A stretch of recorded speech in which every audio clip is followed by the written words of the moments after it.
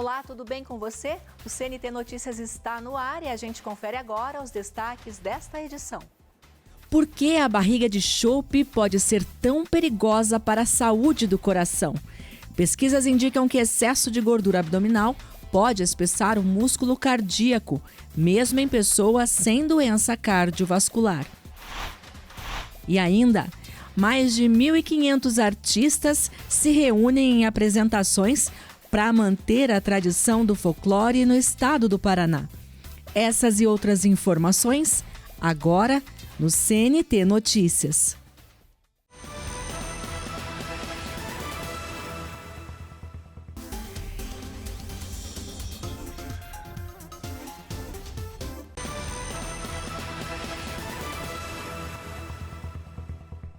Começamos falando sobre saúde e com informações que preocupam. A obesidade avança no Brasil e acende um alerta para impactos na saúde pública. Estudos mostram um crescimento de 118% nas últimas 2 décadas e apontam um aumento preocupante do excesso de peso entre crianças e adolescentes. De acordo com a Federação Mundial de Obesidade, o Brasil registra quase o dobro de jovens com excesso de peso em comparação com a média global. A tendência levanta um alerta para possíveis impactos na saúde ao longo da vida e reforça a importância de ampliar as estratégias de prevenção e promoção de hábitos saudáveis. Você já ouviu falar sobre gordura visceral? Trata-se de uma gordura que fica escondida na região abdominal e que pode aumentar as chances de diabetes, doenças cardiovasculares e outras complicações, mesmo em pessoas sem obesidade aparente. Diferente da gordura que fica logo abaixo da pele, a chamada gordura visceral se acumula ao redor de órgãos importantes, como fígado, intestino e pâncreas. Por estar escondida, muitas vezes passa despercebida, mas pode causar impactos importantes no organismo. Especialistas alertam que esse tipo de gordura está associado ao aumento da glicose, resistência à insulina, alterações no colesterol e maior risco de doenças cardiovasculares. E o problema não afeta apenas pessoas com excesso de peso. Todos esses marcadores, eles aumentam o risco de doenças mais graves no futuro. Então, esse é o risco. Tem que ser diagnosticado e tratado precocemente para prevenir que esse paciente venha a ter problemas no futuro. A circunferência abdominal é um dos principais sinais de alerta. Além disso, exames de rotina podem ajudar a identificar alterações metabólicas relacionadas ao problema. Mulheres na menopausa também precisam de atenção redobrada, já que as mudanças hormonais favorecem o acúmulo de gordura na região abdominal. Aquela medida ali com a fita métrica mesmo, ao redor da cintura, na altura do umbigo, quando ele está acima, nas mulheres de 88 centímetros, nos homens de 102 centímetros, essas já são pessoas de mais alto risco.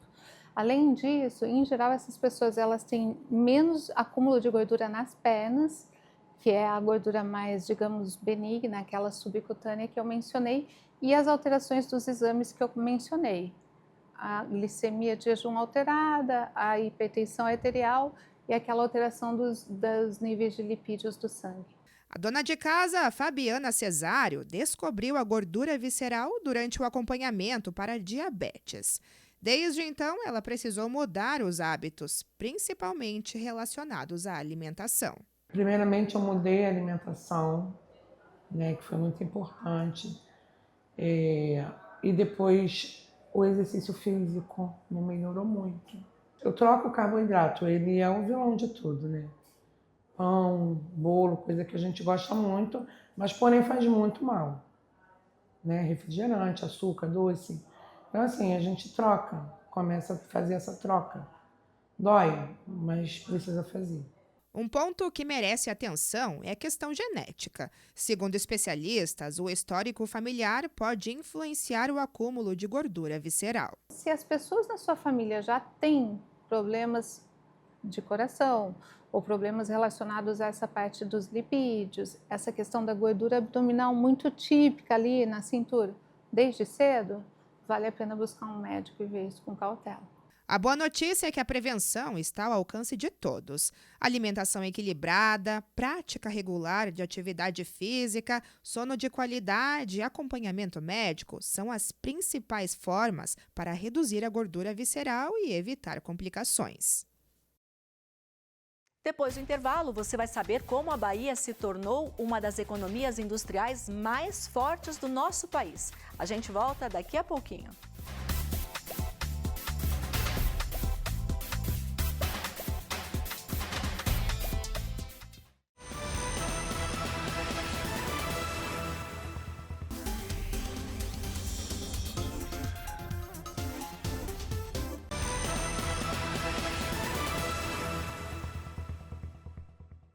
Com um produto interno bruto industrial de mais de 95 bilhões de reais, a Bahia representa 3,9% de toda a indústria nacional, sendo uma das economias industriais mais fortes do nosso país.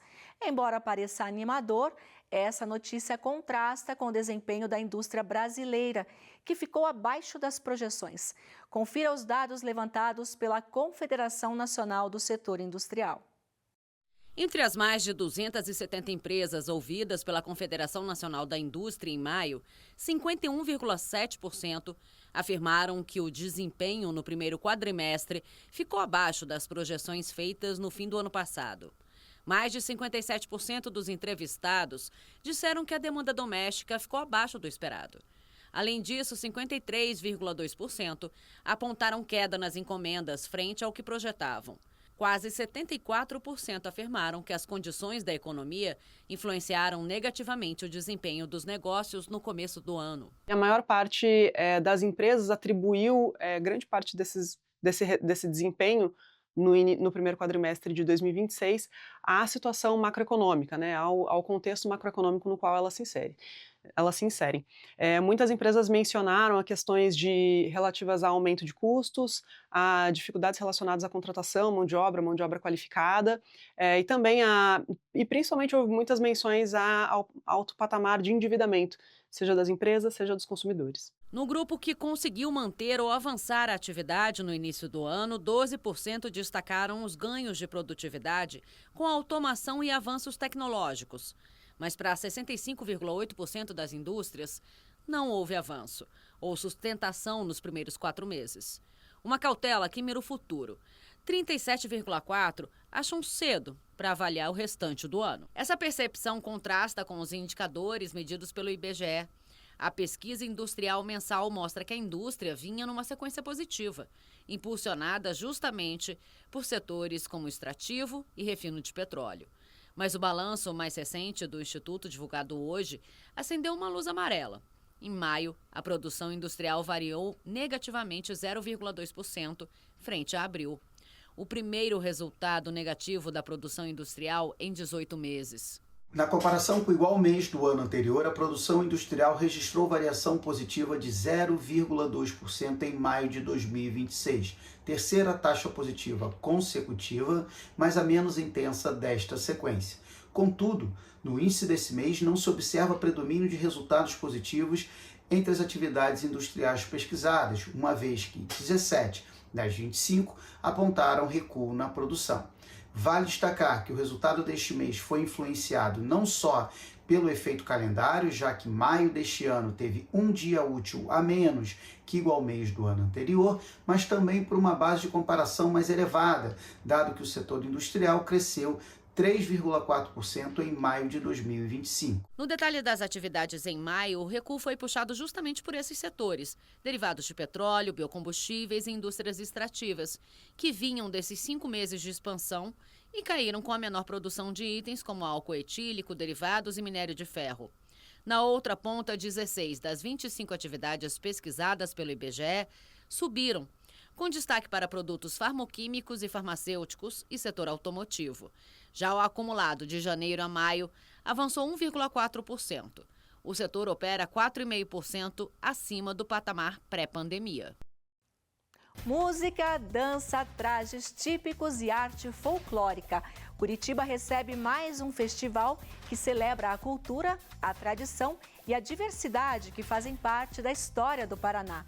Não saia daí que a gente volta já já.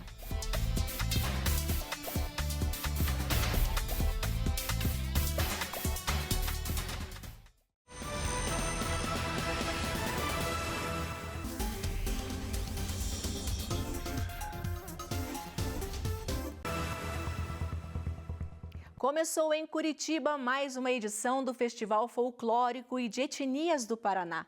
O evento celebra a cultura, a tradição e a diversidade que fazem parte da história do estado por meio da música, da dança, dos trajes típicos e da arte folclórica.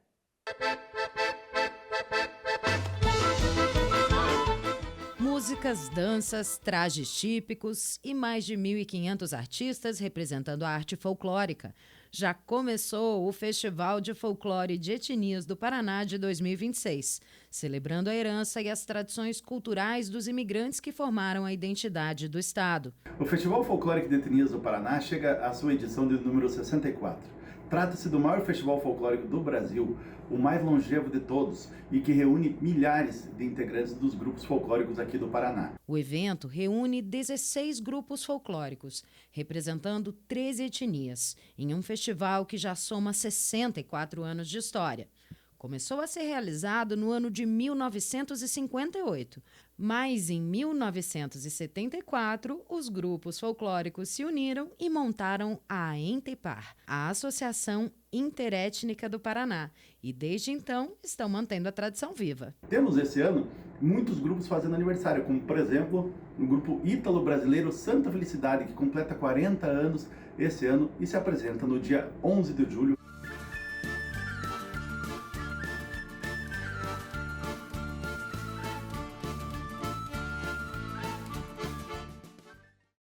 Neste ano, as apresentações seguem até o dia 17 de julho no Teatro Guaíra, no centro de Curitiba. Os ingressos estão sendo vendidos a R$ 70 a inteira e R$ 35 a meia pelo site ingressonacional.com.br. E a gente fica por aqui, mas você pode acompanhar toda a nossa programação no aplicativo CNT Play. Te vejo de novo amanhã. Até lá!